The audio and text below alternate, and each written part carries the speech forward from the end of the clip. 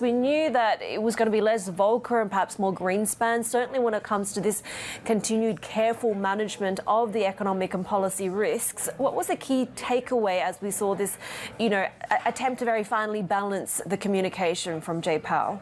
It's a really interesting speech, Heidi, and I think it's important to parse the details, each line, in fact, as we do anyway for all Fed speak. But this one in particular, he did mention that monetary policy will stay restrictive until inflation moves more firmly towards 2%. That's what we've come to expect from the Fed. It did, however, sound like a little bit of a threat, perhaps, of more interest rate hikes.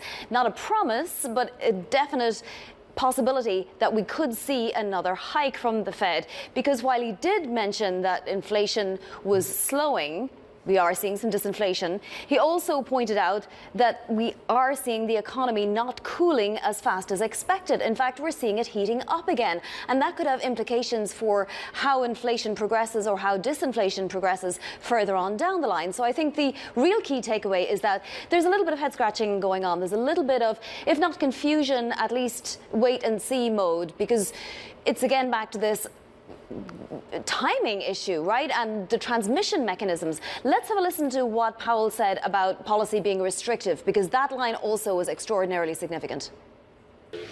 We see the current stance of policy as restrictive, putting downward pressure on economic activity, hiring, and inflation.